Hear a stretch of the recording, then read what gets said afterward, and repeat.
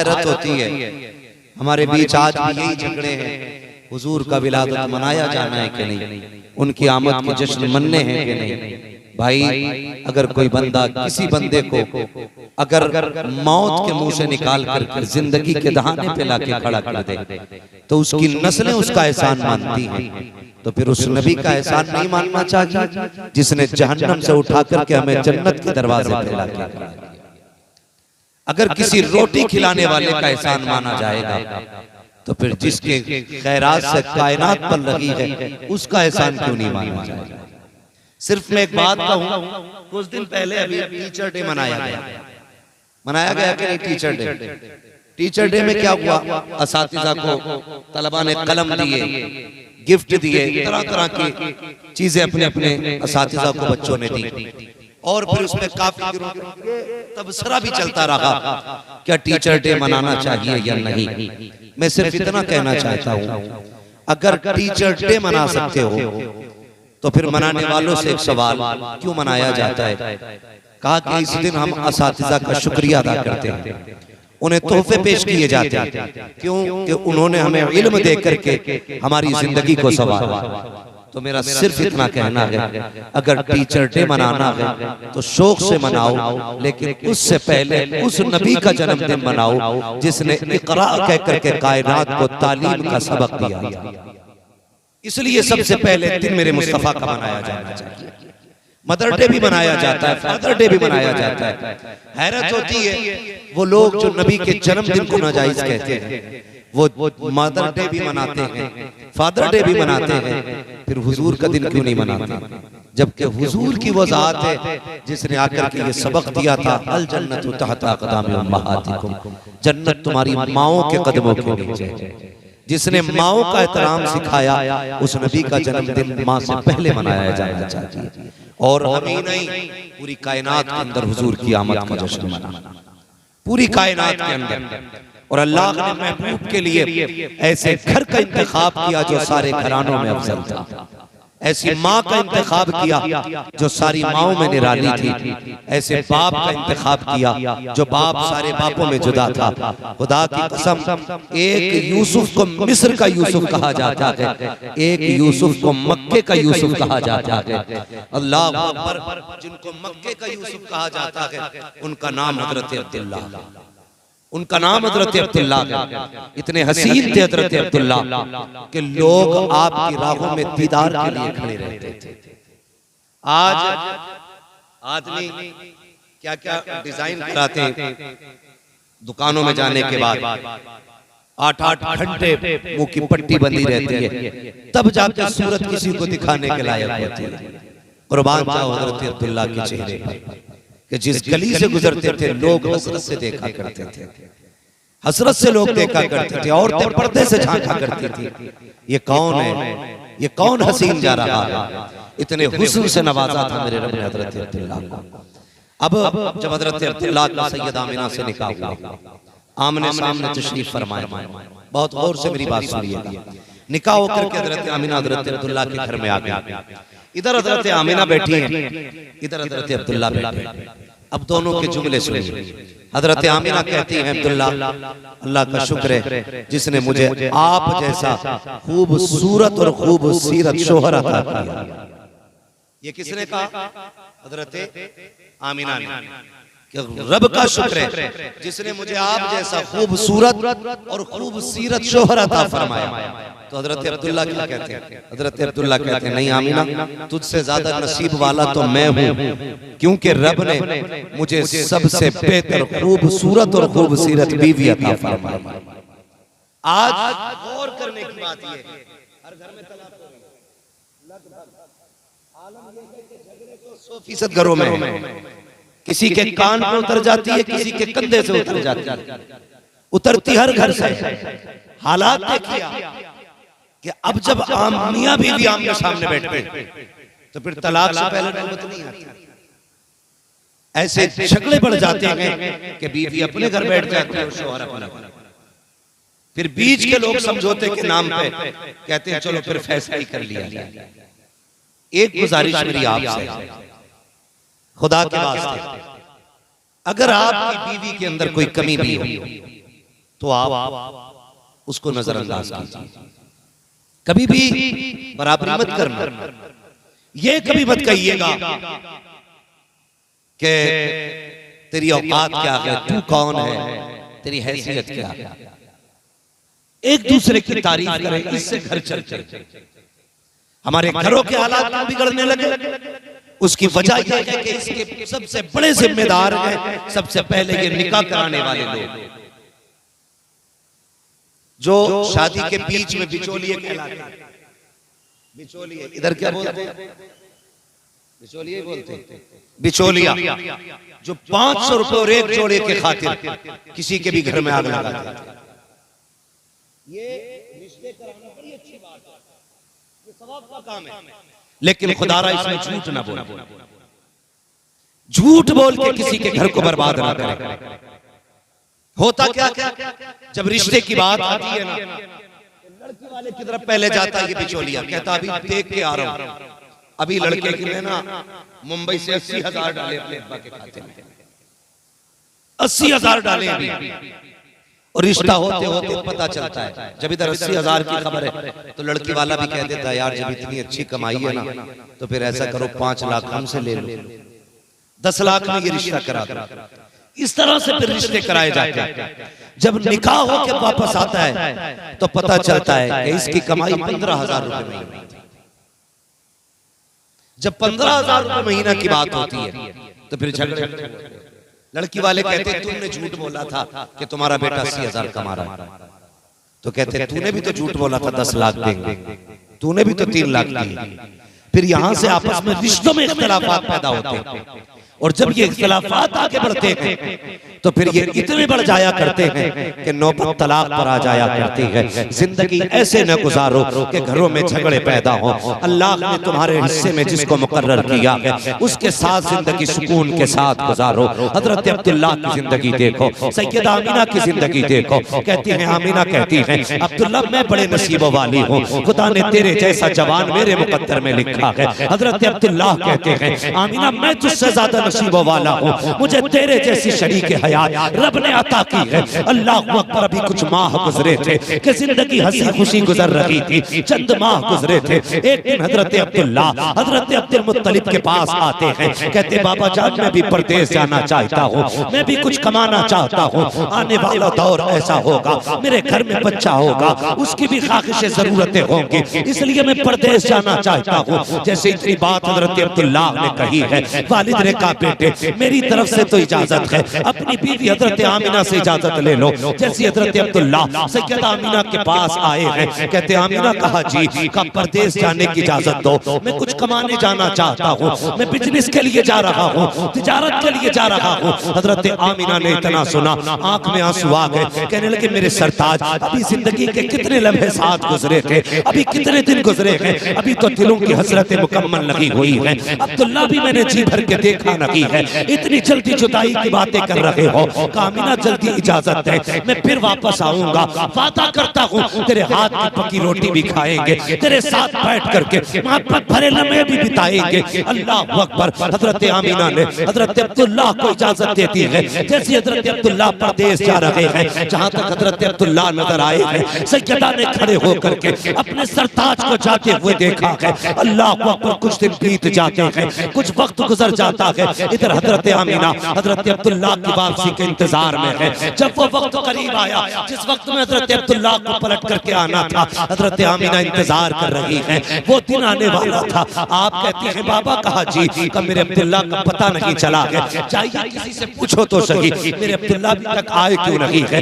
हजरत अब्दुल्लाह के इंतजार में सैयदा आमिना क्या करती है, एक दिन घर में सफाई की है, खाने के इंतजाम में लग जाती है। हजरत अब्दुल मुत्तलिब ने कहा था ए बेटी आमिना बता तो सही ये क्या कर रही हो। कहा आज अब्दुल्लाह आ सकते हैं, मैं इसलिए घर की सफाई कर रही हूँ, इंतजाम कर रही हूँ। कहा कि जरा पता तो कीजिए कब तक अब्दुल्ला आने वाले हैं। हजरत अब्दुल मुत्तलिब घर से निकले हैं, हरम शरीफ में पहुंचे हैं, अभी पूछना चाहते थे, इतने में एक शख्स दौड़ता हुआ आया। उसने कहा कि आप ही अब्दुल मुत्तलिब को? कहा जी। का एक बड़ी बुरी खबर है। का क्या खबर लेके आए हो? कि अब्दुल्ला तुम्हारे बेटे हैं। कहा जी। का अब्दुल्ला वापस नहीं आएंगे। का किस लिए? का रास्ते में उनका इंतकाल हो गया है। इतना सुनना था। हजरत अब्दुल मुत्तलिब जमीन पर बैठ जाते हैं, अपने दिल को संभाल रहे हैं। आपके पास खुदा ने कई बेटे दिए थे, खुद को तो संभाल लेते हैं, लेकिन दिल कहता है अब्दुल मुत्तलिब जरा ये तो बताओ, आमीना पूछेंगी तो क्या जवाब दोगे?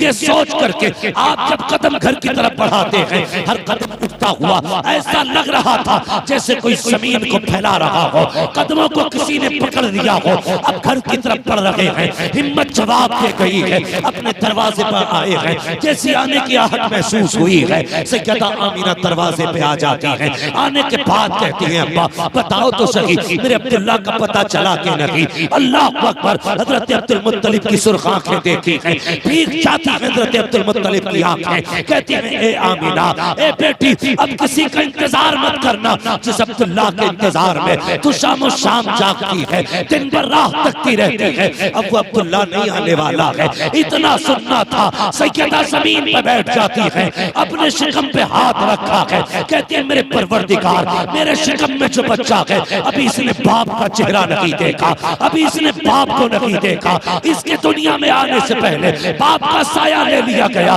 ए मेरे परवरदिगार, मेरा बच्चा पैदा होने से पहले यतीम हो गया है। जैसे इतना कहा, आवाज आती है आमीना परेशान न हो, हम तेरे बेटे को लावारिस नहीं रखेंगे, हम तेरे बेटे को कायनात का वारिस बना के दुनिया में पैदा फरमाएंगे। अल्लाह। ये हजरत अब्दुल्ला, हजरत अब्दुल मुत्तलिब, हजरत अब्दुल्ला की मौत की खबर देते हैं। अब्दुल्ला की खबर है सैयदा वो जिंदगी के लिए याद रखना। मैं एक बात कहना चाहूँगा, जहाँ तक मेरी आवाज जा रही है, और बेटी वालों तो मेरी बात नोट करके लेके जाना, अपनी बेटियों को ये सबक दे देना, कभी शोहर को बद्दुआ न देना, कभी शोहर के खिलाफ कोई गलत जुमला न कहना। खुदा की कसम शोहर शोहर हुआ करता है, शोहर शोहर हुआ करता है। जब कभी झगड़ा होता है कितनी आसानी से औरतें कह देती हैं जा पलट के मत आना, मुझे तेरी सूरत भी अच्छी नहीं लगती है, मैं तुझे देखना नहीं चाहती। ए मेरी बेटी, मेरी बहन, तुझे खुदा का वास्ता शोहर शोहर होता है, इसे बद्दुआ न दे, बल्कि ये घर से निकले मुसल्ला बिछा के सजदे में सर रख के अपने रब से दुआएं किया कर। मालिक सुहागन के जोड़े में छोड़ के गया है, सुहाग के जोड़े में मालिक मिलाना, ये दुआएं मांगा करो। वरना हमने देखा है अगर शोहर चला जाता है तो वो औरतें जिनकी हुकूमत घर में चला करती है, अगर 10 बेटों की माँ भी हो फिर भी शोहर के बाद उसकी कोई औकात नहीं रह जाती है। अगर शोहर इंतकाल कर जाता है तो माँ की हाथ की कलाई के सोने के कंगन तक बेटे उतार लेते हैं। हाँ हाँ, वो माँ जिसकी मर्जी से घर में एक वक्त का खाना जिसकी मर्जी के बगैर नहीं बनता, अगर उसका शोहर इंतकाल कर जाए तो कल यही बेटे अपने चूल्हों के लिए लड़ा करते हैं। वो माँ कल जिसकी मर्जी से खाना बनता था, आज वो अपनी रोटी का इंतजार करती है, कोई बेटा रोटी दे करके जाए। हाँ हाँ, हम जानते हैं 4 बेटों को हमने एक माँ को रोटी देने के लिए लड़ते हुए देखा है। ये कहते सुना है आज बारी तेरी है, आज बारी तेरी है। ए मेरी बहन, अपने शौहर की जिंदगी की सलामती की दुआएं मांगना। अगर ये सलामत है तो तू किसी की मोहताज नहीं रहेगी, अगर ये चला गया तो तेरी जिंदगी में दुखों के सिवा कुछ नहीं रह जाएगा। हाँ हाँ, तेरे घर के आंगन में वो नूरानी छत तो होगी, लेकिन इज्जत से रोटी देने वाला कोई ना होगा। तेरे बदन पे कपड़े तो होंगे, लेकिन उन कपड़ों की रौनक मिट चुकी होगी। तेरे सर पे दुपट्टा तो होगा, लेकिन उसकी जीनत जा चुकी होगी। हाँ हाँ, अगर शौहर का जनाजा उठा तो सिर्फ कमाने वाला नहीं, तेरी हजरतें कब्रिस्तान चली जाएंगी, तेरी ख्वाहिशें कब्रिस्तान चली जाएंगी। इसलिए मैं कहता हूँ कभी शौहर को बद्दुआ न देना। अगर कहना है तो ये कहना मालिक मैं रखूं न रखूं, मेरे शौहर का साया मेरे बच्चों पे सलामत रख रहा है। नारे तकबीर, नारे रिसालत, उलमाए अहले सुन्नत मसलके आला हजरत जश्न ईद मिलादुन नबी। नारे तकबीर, नारे रिसालत। इसका थोड़ा इको कम कीजिए और आवाज बढ़ा दीजिए इसकी, जो बात समझ में आए। तवज्जो है आप लोगों की? आज जरूरत है हम अपनी बेटियों को क्या समझाते हैं। हम अपनी बेटियों से ये कहते हैं डरना नहीं है, जो होगा देख लेंगे। ये जो रिपीट है ना, जो होगा देखा जाएगा, कौन क्या देख लेगा? कोई देख सकता है?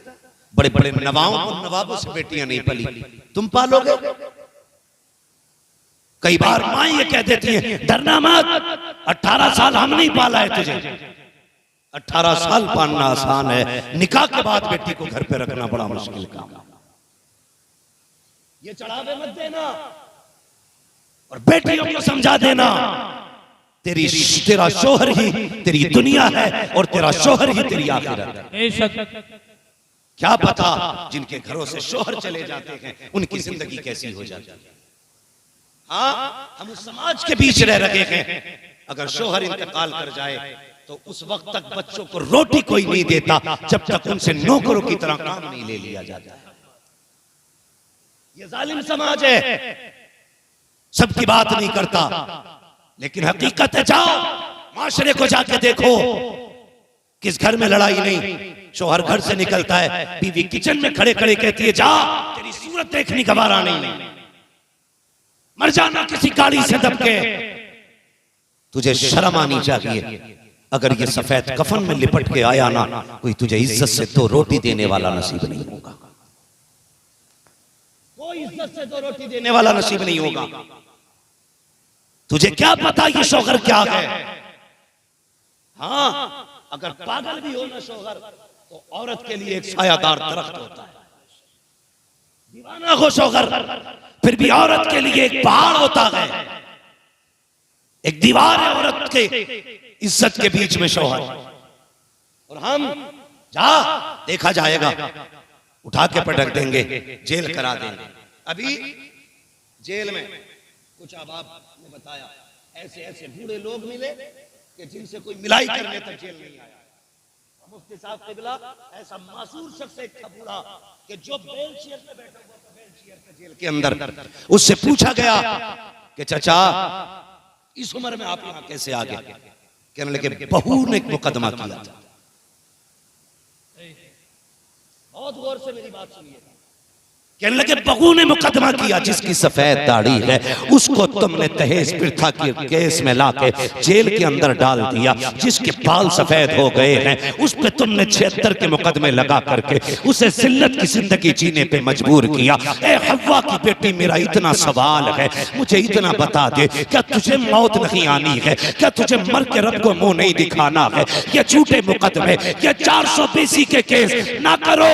ये दुनिया के दुनिया यहाँ पैसे की चलती है, लेकिन वहां पैसे की नहीं चलेगी, वहां उसकी चलेगी जिसके साथ हक होगा, जिसके साथ सच होगा, जिसके साथ रब होगा, वहां उसकी चलेगी। जो जालिम होगा वो तरसेगा और जो मजलूम होगा वो फख्र से सर उठा के खड़ा हो। बेशक, सुभान अल्लाह, सुभान अल्लाह। इसलिए डरना आखिरत से, जिसके दिल में आता है मुकदमा कर देते। ये मुसलमानों की कहानी है, जाओ जेलों में जाके देखो। कितनी औरतों ने सिर्फ अपनी बेवकूफी की वजह से अपने शोहरों को जेल में डाल दिया।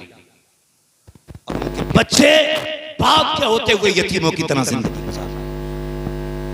शर्म आनी चाहिए हमारे समाज में। 12वीं का झंडा हर बेवा के घर पे होगा, हर शादीशुदा, हर जोड़े के घर पे लगा होगा। हाँ, यतीमों के घर पे भी झंडा होगा, अमीरों के घर पे भी झंडा होगा।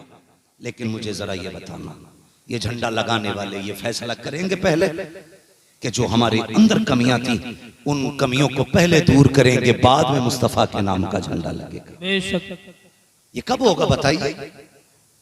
खुदारा बदलें अपने आप को। ये जो बेटियां मुकदमे कर रही हैं और शरीफ और बेगुनाह लोगों को फंसाती हैं, अल्लाह से डरो, वरना अल्लाह जब गिराएगा कब्र में कोई बचाने वाला नसीब नहीं, कोई बचाने वाला नसीब नहीं होगा। आज थानेदार से रेड पेट अच्छी है ना, आज तेरे भाई के शोर से और सिफारिश से ऊपर तक है, तो जिसे चाहोगे फांसी करा दोगे, जिसे चाहोगे जेल में डलवा दोगे। नहीं, डरो अल्लाह से।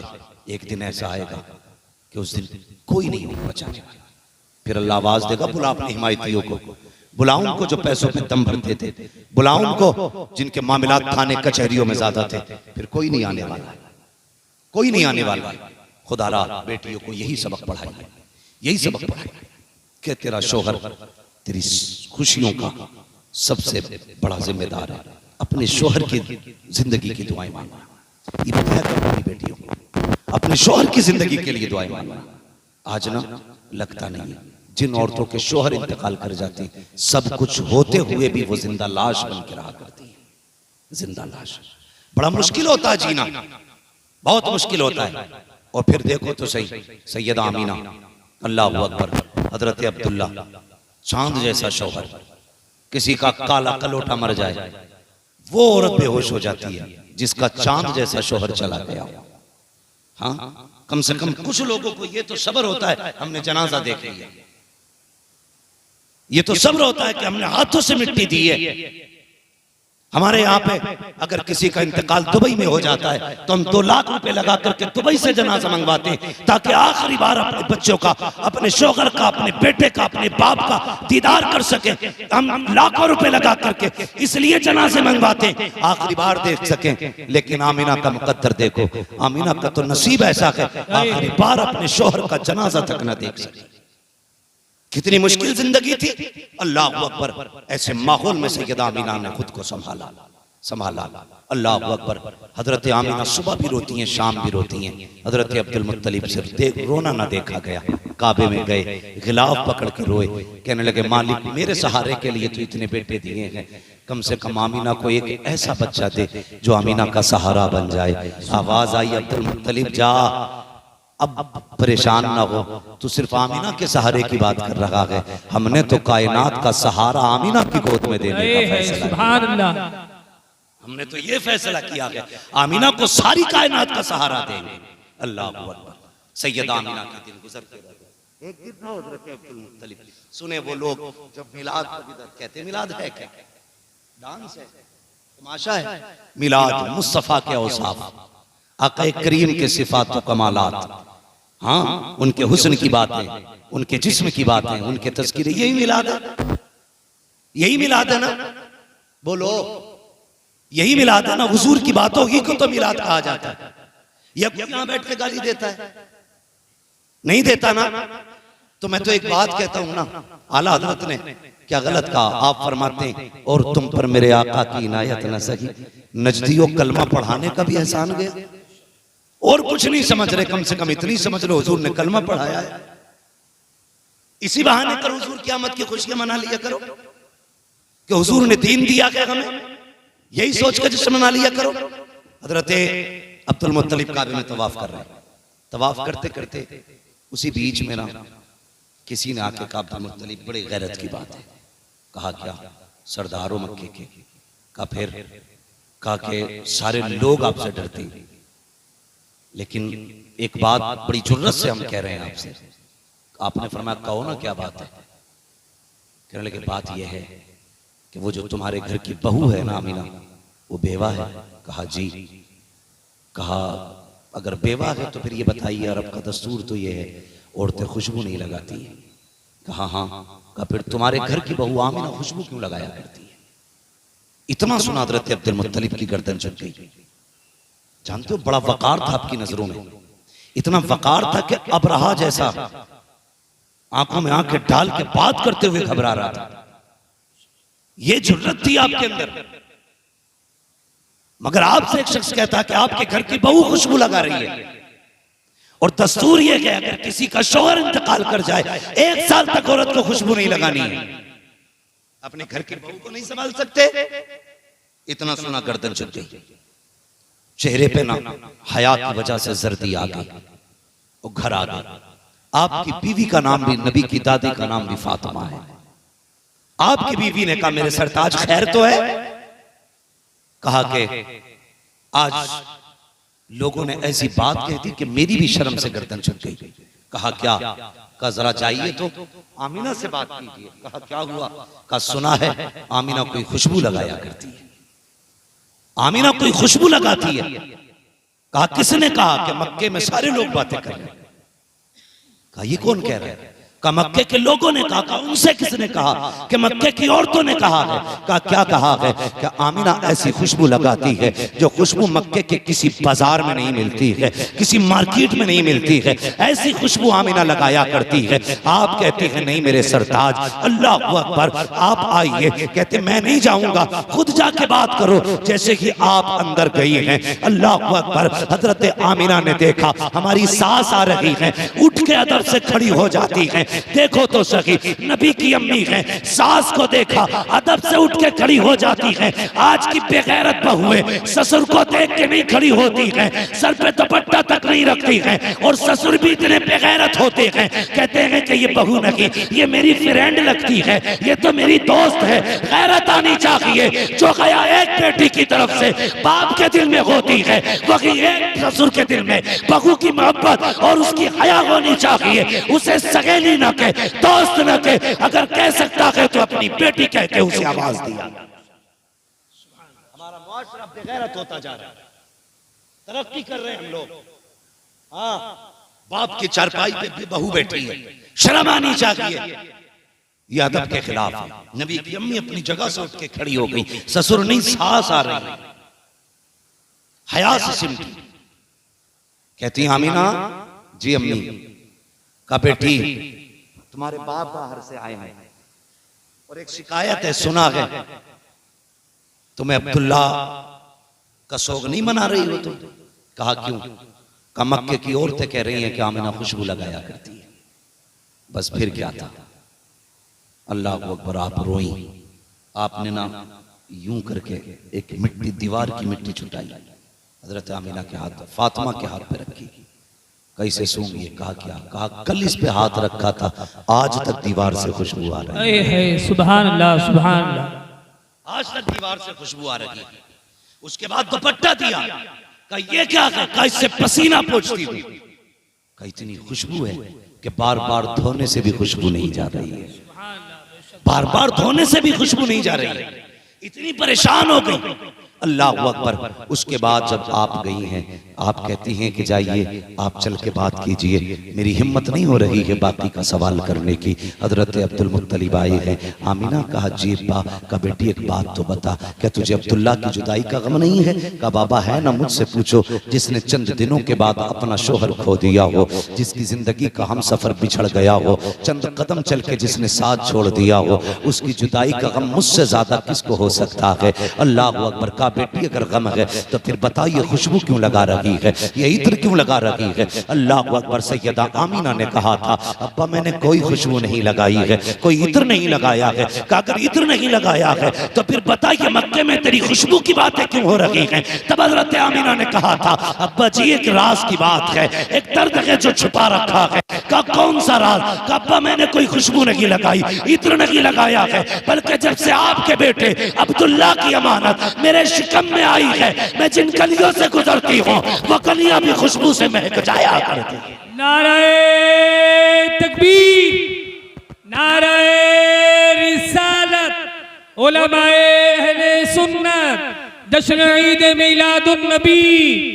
नारे तकबीर, नारे रिसालत, सुभान अल्लाह, सुभान अल्लाह। जैसे इतना सुना ना, हजरत अब्दुल मुत्तलिब दिल पे हाथ रख के मुस्कुराने लगे। आमीना आज कलेजा ठंडा हो गया। कहा क्यों? कहा जिसकी दुआएं मांगी थी रब ने वो नेमत अता फरमा, रब ने वो नेमत अता फरमा दी है। अब हजरत आमीना कहती हैं अब्बा बात यहीं खत्म नहीं होती है। कहा फिर? कहा और भी कमालात हैं। कहा क्या? कहा एक दिन मैं सो रही थी, सुने जो नबी के माँ बाप को माज़अल्लाह जहन्नमिया कहते हैं, वो कान खोल करके सुने। कहती है एक दिन मैं सो रही थी, अचानक ना मेरे माथे पे पसीना आया, मैंने देखा मेरी कमर के पीछे से ठंडी हवा के झोंके आने शुरू हुए। मैंने मुड़ के पीछे देखा ना, दो हसीन शहजादियां थी जिनके हाथों में बड़े बड़े पंखे थे और हवा कर रही थी। मैंने कहा शहजादियों कौन हो तुम, कभी तुम्हें मक्के में नहीं देखा है? वो कहने लगी आमीना हम मक्के वाले नहीं, हम तो तो जन्नत वाले हैं। कहा किस लिए आए हो? कहा तुम्हारे माथे पे पसीना आया। रब ने कहा जाओ जाके मेरे महबूब की माँ के माथे का पसीना जन्नत की हवाओं से सुखाया जाए। और बता तो सकी अगर आमीना के माथे पे पसीना आ जाए रब को गवारा नहीं है, वो जहन्नम में जाएगी, रब को कैसे गवारा हो? सुभान अल्लाह सुभान अल्लाह। बहुत बताया जाए कैसे गवारा करेगा। और सुने नबी की अम्मी बरेली के अहमद रजा नहीं कह रहे, जो कल को ये ना कहे कि ये बरेलवी था और मौलाना अहमद रजा की किताब पढ़ के गया।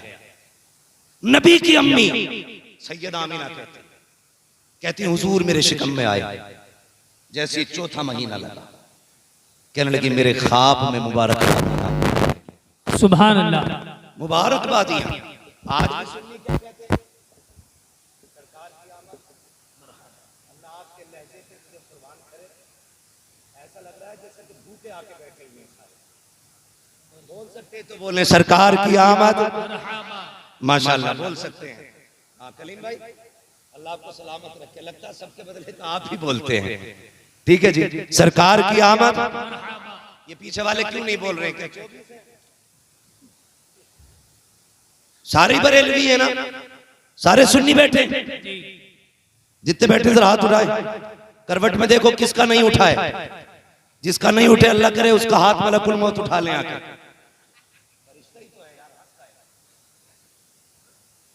भाई बहुत गौर से मेरी बात सुनिएगा, अल्लाह आपको सलामत रखे।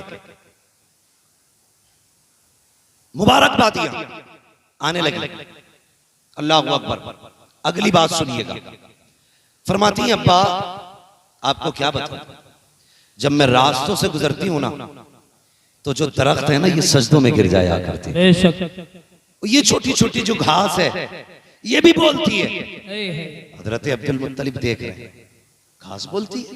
बाबा घास नहीं, ये जो बड़े बड़े पत्थर से लेके छोटे छोटे कंकर तक है ना ये भी मुझसे बात किया करते हैं। हजरत अब्दुल मुत्तलिब कहते हैं ये कब कहा का अब्बा जी सुनिएगा, जब आप हरम शरीफ में चले जाते हो हाजियों की खिदमत के लिए, कभी कभी तो पानी भी घर से ले जाते हो, घर में पानी नहीं रहता है तो माँ मुझे भेजती है ले आमीना पानी लेकर के आ। अब्बा जी आप जानते हो मेरे शिकम में अब्दुल्ला की अमानत है, मैं पानी का बर्तन लेके जब चलती हूँ अब्बा मुझे ताज्जुब होता है कि दरख्त भी बोलते हैं, ये तख्त ये पत्थर ये कंकर भी बोला करते हैं। अब्बा जी जब मैं कुएं के किनारे जाती हूँ सारी औरतें मोहल्ले की इंतजार करती होती हैं, वो लो आमीना आ रही है, सब ठहर जाया करती है। अब्दुल मुत्तलिब कहते हैं बेटी क्यों? का वो इंतजार करती है कि जब मैं पहुंच जाती हूँ उनका काम आसान हो जाता है। वो कहते हैं आमीना जरा करीब तो आ। का किस लिए? का जरा किनारे पे खड़ी हो, जब तू आ जाती है हमारा काम आसान हो जाता है। का क्या होता है? का जब तू किनारे पे आके खड़ी होती है सारा पानी उठ करके किनारे पे आ जाता है, हमें रस्सी डालनी नहीं पड़ती है, हम बर्तन भर लेते हैं। अब्बा जी सारी औरतें बर्तन भर लेती है, उस वक्त तक पानी नीचे नहीं जाता जब तक मैं हट नहीं जाती हूँ, और जब तक खड़ी रहती हूँ पानी भी बोलता रहता है। का क्या कहता है? का पानी कहता है अस्सलातु वस्सलामु अलैका या उम्म रसूलल्लाह, ए नबी की माँ तुझ पर भी सलाम हो और तेरे आने वाले बेटे मोहम्मद पर भी सलाम है। सुभान अल्लाह सुभान अल्लाह। बेशक अल्लाह अकबर। हजरत अब्दुल मुत्तलिब बहुत खुश है, काश अल्लाह ने हसरत पूरी कर दी, हसरत पूरी कर दी। वो वक्त भी गुजरा, वो साथ सईद भी आई। और क्या कहती हैं अब्बा जी, मैं गुजर के जा रही थी, पानी का बर्तन मेरे हाथ में था, मैंने जिस पत्थर पर पैर रखा वो मोम की तरह मुलायम। सुभान अल्लाह। मोम की तरह का पत्थर। हैरत का उस दिन आंगन में से एक कंकर उठाया कि उसे फेंकूं, किसी के पैर में न चुभे। का जब मैंने हाथ लगाया ना तो पानी की तरह हो गया। मैंने कहा ये क्या हुआ, ये क्या हुआ? पत्थर मोम बन गया, कंकर मोम बन गया। का मैंने इतना कहा था, उस कंकर ने बोलना शुरू कर दिया। उसने कहा आमीना ठहर, शहजादे को आ लेने दे, अभी छोटे मोम हुए के बड़े बड़े मोम हो। सुभान अल्लाह। का वो भी बोलने लगा शहजादे को आने दे, बड़े बड़े मोम हो जाएंगे। अल्लाह अकबर। सैयदा आमीना फरमाती दिन गुजरते गए, कहते हैं लेकिन जैसे हर औरत को तकलीफ होती है मुझे कोई तकलीफ नहीं थी, मुझे कोई तकलीफ नहीं हुई। फिर वो वक्त भी करीब आया जिस रात मेरे बेटे की विलादत हो गई। तवज्जो है सारे लोगों की? विलादत होती। फरमाती मैं उस दिन तन्हा थी अपने घर में, मेरे घर में उस दिन चिराग में डालने के लिए तेल तक नहीं था। कहती है आज मुझे अब्दुल्ला की जुदाई का एहसास हुआ, ख्याल आया आज हो सकता है मेरे बच्चे की विलादत हो और घर में चिराग भी नहीं है। चिराग तो बड़ी बात है, कोई खातून नहीं जो मेरा साथ दे, मेरी हिम्मत बंधाए। ये सोच के आप रोई, कहने लगी काश अब्दुल्ला होते तो मक्के की कुछ औरतें मेरे पास होती, कौन जाए औरतों को बुलाने के लिए। अभी कहती मेरे दिल में ये ख्याल आया और मेरी आंख से आंसू टपक के अभी पलकों से जुदा नहीं हुआ था, मेरा पूरा घर रोशन हो जाता, पूरा घर रोशन हो गया।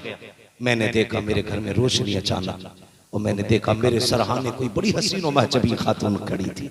मैंने कहा खातून तू कौन है? उसने कहा मैं जन्नती हूरों की सरदार हूँ। कहा किस लिए आई हो? कहा आमिना तेरी दाया बना के रब ने मुझे तेरे घर में भेजा है, तेरी दाया बना के भेजा है। फरमाती फिर मुझे एक प्याला पेश किया गया, कहती मैंने वो प्याला पिया, वो दूध से ज्यादा सफेद, शहद से ज्यादा मीठा और बर्फ से ज्यादा ठंडा, मुश्क से ज्यादा खुशबूदार था। कहती घूट मारना था, मेरे सारे दुख दूर हो जाते हैं। और उसके बाद क्या कहती हैं, सुने बहुत गौर के साथ। ये कुमकुमिया पे एतराज करते हैं, एक लाइट पे लोगों को एतराज है, हैरत होती। वो कहती हैं कि मैं लेटी हुई थी, मैंने देखा ना आसमान के सितारे मेरे सहन के इतने करीब आ गए थे कि मैं डरने लगी थी कहीं ये मेरे घर में गिर ना जाए। इतने करीब थे, मुझे गिरने का डर था, गिरने का डर था। कहती सितारे करीब। फिर मैंने देखे मेरे घर के अंदर बड़े खूबसूरत परिंदे आए, उन्होंने मोती अपनी चोंचों में रख रखे थे और वो सारे मोती मेरे बिस्तर के चारों तरफ बखेरे गए। मेरा पूरा घर जन्नत बना दिया गया। अल्लाह अकबर। अब सुनिएगा, हम घर सजा लें तो पेट में दर्द। अल्लाह ने फरमाया जिब्रील जी रब्बे जलील का जन्नत को सजाने का हुक्म दिया जाए। मालिक जन्नत तो है ना सजी हुई चीज? कहा हाँ है, मगर हम चाहते हैं आज महबूब आने वाला है, जन्नत को हर दिन से ज्यादा हसीन बनाया जाए। सुभान अल्लाह। जन्नत को 16 श्रृंगार कराए गए और सजा दी गई जन्नत, सारे दरवाजे खुल गए। रब ने फरमाया जिब्रील रब्बे जलील का अब हमारी हम्द का मिंबर लगाया जाए।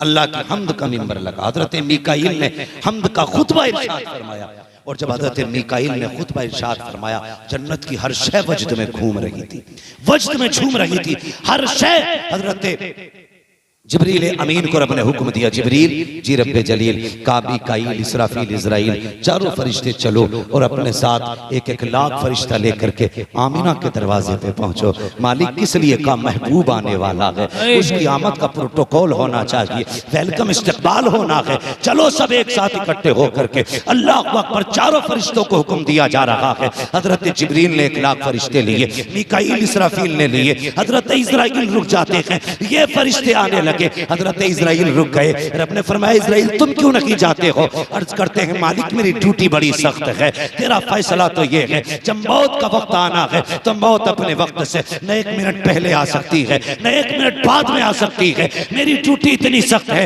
ए मेरे परवरदिगार, आज कितने बच्चों को यतीम बनाना है, कितनी औरतों को बेवा बनाना है, कितनी माओ की गोद से उनका सहारा छीनना है, कितने बूढ़ों के बुढ़ापे की लाठी लेके आनी है, कितने घरों का चिराग बुझाना है, कितनी औरतों की मांग का सिंदूर साफ करना है। ए मेरे मालिक, अगर मैं भी चला गया आज मेरी ड्यूटी का क्या बनेगा? रब ने फरमाया मलकुल मौत तुम नहीं जानते क्या मेरा महबूब आने वाला है, और जानते हो जब तुम किसी बच्चे को लेके आओगे तो माँ रोएगी, बच्चों को लाओगे तो बाप रोएगा, बाप को लाओगे तो बच्चे रोएंगे, माँ को लाओगे परिवार रोएगा। ए मलकुल मौत आज महबूब आने वाला है। हम ये नहीं चाहते हैं किसी के घर से रोने की आवाज आए, हम ये नहीं चाहते हैं आज किसी की आंख में आंसू आए, इसलिए मलकुल मौत जाओ, आज हमने भी महबूब के सदक़े में तुम्हारी भी छुट्टी कर दी है। मरने वालों को आज जिंदगी की सौगात अता फरमा दे। सुभान अल्लाह, सुभान अल्लाह। बेशक बहुत खूब, बहुत आज मलकुल मौत की भी छुट्टी है, मरने वालों को जिंदगी दी जा रही है, मरने वालों को जिंदगी दी जा रही है। अल्लाह अकबर। सारे फरिश्ते आ गए हजरत आमीना की चौखट पे, हजरत आमीना की चौखट पे। अब बात लंबी होगी। हजरत आमीना फरमाती फखरज मिन्नी नूर, फिर वो साथ भी आई, मेरे बेटे की विलादत हुई। आपने क्या कहा? मेरे जिस्म से नूर निकला। आपने नूर का तज़किरा किया। आज लोग इस पे झगड़ रहे हैं कि हुजूर नूर है कि नहीं है। नबी की माँ जानती है नूर है, इस खड़ूस को नहीं पता है ना। बस मैं बात समेटने लगा हूं। हजरत आमिना कहती है फखरज मिन्नी नूर, मेरे जिस्म से नूर निकला, नूर निकला। और अब मैं अगली बात करूं, फरमाती सुने, हर माँ की ख्वाहिश होती है कि अपने बच्चे को देखे। हर माँ चाहती है वो ये देखे इसकी आंख कैसी है, इसकी नाक कैसी, इसकी पेशानी कैसी है, गया किसे है, हाथ पैर कैसे हैं। कहते मेरा भी जी चाहता था, देखो मेरे लाल का माथा कैसा है, इसकी आंखें कैसी हैं, इसका चेहरा कैसा है, इसका बदन कैसा है। फरमाती हैं मैंने जब उसको देखा, अल्लाह अकबर, कहती हैं लम्मा वदातु, जब मैंने अपने बेटे को जना और उसकी तरफ मैंने निगाह डाली, काना मकबूलन, मेरे लाल की आंखों में सुरमा लगा हुआ था। फरमाती मेरे लाल की आंखों में सुरमा लगा हुआ था, मधुनन बालों में तेल लगा हुआ था, मखतूनन खतना शुदा पैदा हो रहे हैं। अगली बात कहती है मगसूलन, गुस्ल करके तशरीफ ला रहे हैं, मुअत्तरन, इतना ऐसा लगा है मेरे घर में विलादत हो रही है, खुशबू मक्के की सारी गलियों में फैलती जा रही है। सुभान अल्लाह। कहती है काना साजिदा, आते ही मेरे लाल ने सजदे में सर रख दिया था, सजदे में सर रख दिया था। कोई है ऐसा जो इस शान से आया हो, मगसूलन, जो गुस्ल करके आया हो।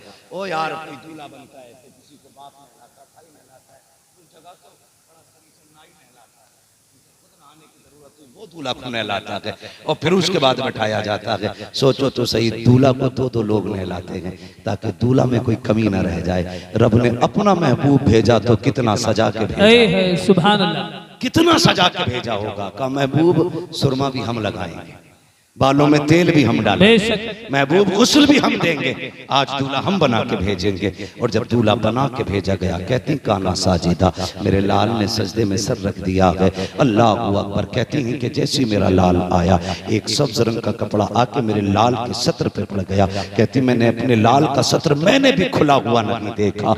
अल्लाह अकबर। ये सरकार दो आलम सल्लल्लाहु तआला अलैहि वसल्लम की शान है। इधर हुजूर पैदा हो रहे हैं, हुजूर हजरत अब्दुल मुत्तलिब काबे में तवाफ कर रहे हैं। तवाफ करते करते वो काबा झुका, फिर सारी बातें आप जानते हैं। आप बड़ी तेजी से ये सोचने लगे ये सब कुछ कैसे हो गया, ये कैसे हो गया। ख्याल आया झुका किधर है, का घर की तरफ, फिर दौड़े अपने घर की तरफ। कई दिन से मेरे घर में कुछ अजीब चीजें देखने को मिल रही हैं, लगता है मेरे घर कुछ नया हुआ है। जैसे घर आए अपने दरवाजे पे जाना चाहते थे, अल्लाह अकबर, दरवाजे पे एक जवान ने यूं हाथ लगा रखा है, यूं हाथ लगा रखा, हाथ में नंगी तलवार थी। और जैसे अब्दुल मुत्तलिब अंदर जाना चाहते, उसने कहा ठहरिए, अंदर नहीं जा सकते हो। कहा ये मेरा घर है, कहा घर आपका होगा लेकिन आज नहीं जा सकते हो अभी। कहा क्यों, मुझे नहीं जानता, काबे का मुतवल्ली हूं। कहा ओके काबे के मुतवल्ली, हम भी रब की तरफ से भेजे गए हैं। कहा क्यों खड़े हो, कहा आज तुम्हारे घर में रब का महबूब आया है और उसका फैसला ये है, उसे देखने के लिए फरिश्ते आ रहे हैं।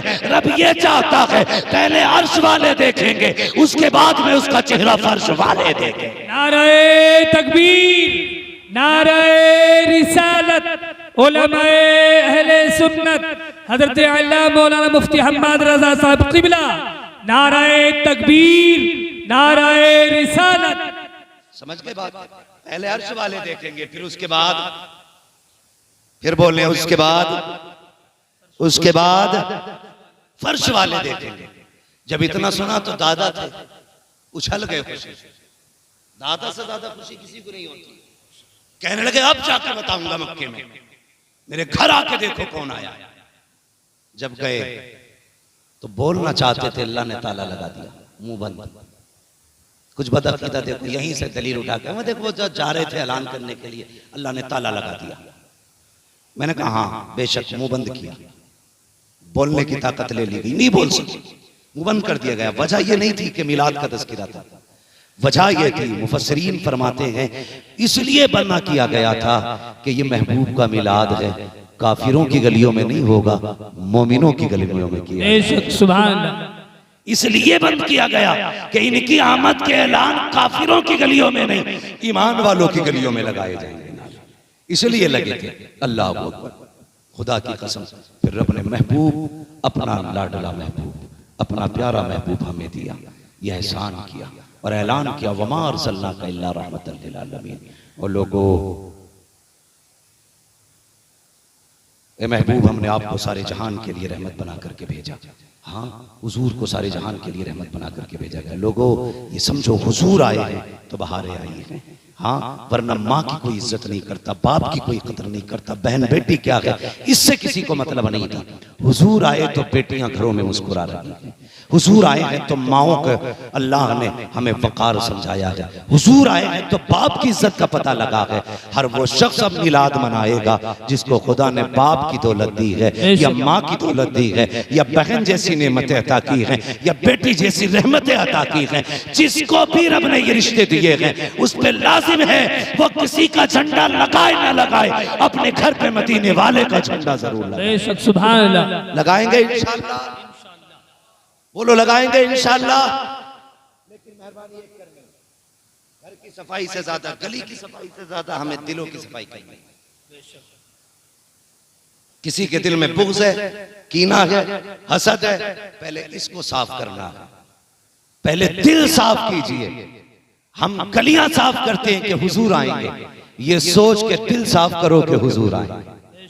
वो कहा था किसी ने, सुना कि आप हर आशिक के घर तशरीफ लाते हैं, मेरे घर में भी हो जाए चरागां या रसूल, मेरे घर में भी हो जाए चरागां, मेरे घर में भी हो जाए चरागां या रसूल, या रसूल अल्लाह।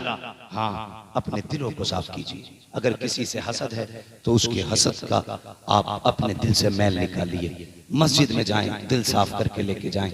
हैरत होती है, बंदा इत्र लगा लेता है कपड़ों पे और बड़े शानदार प्रेस व्रेस करके मस्जिद में जाता है, हाँ, मगर दिल का मैल नहीं निकाल पाता है। अल्लाह कहता है तेरे कपड़ों पे मिट्टी लगेगी तो चलेगा, लेकिन दिल का मैल नहीं चलना है। कपड़े भले मिट्टी वाले पहन के आ जा, लेकिन दिल साफ लेके आना है। मेरी दिल साफ लेकर के आना है। दिलों में जगह पैदा करें, अपने मुआशरे को एक बेहतर रुख दें, अपने मुआशरे को एक नई रविश दें, अपने मुआशरे को वो रास्ता दें जो मेरे मुस्तफ़ा ने उम्मत को दिखाया है। और डॉक्टर इकबाल ये सबक दे के गए कि मोहम्मद से वफा तूने तो हम तेरे हैं, ये जहां चीज है क्या लो हो, लो हो, लो हो, कलम तेरे हैं। इसलिए अल्लाह ताला हम सबको मुस्तफ़ा के इश्क की खैरात अता फरमाए और हर घर में अल्लाह रब्बुल इज्जत मुस्तफ़ा की विलादत का सदका अता फरमाए। बस जो हुए गलतियों को माफ फरमाए रब्बे कायनात। जिंदगी ने दिया साथ, फिर होगी मुलाकात, चमन रहा फूल खिलेंगे, जिंदगी रही फिर मिलेंगे। मुसाफिर हैं हम भी, मुसाफिर हो तुम भी, किसी मोड़ पर फिर मुलाकात होगी। फकीरान आए सदा कर चले, सदा खुश रहो ये दुआ कर चले। सारे लोग कलमा शरीफ पढ़ लीजिए, ला इलाहा, और जोर से ला इलाहा इल्लल्लाह मुहम्मदुर रसूलुल्लाह व मा अलैना इल्लल बलाग। अस्सलामु अलैकुम व रहमतुल्लाह।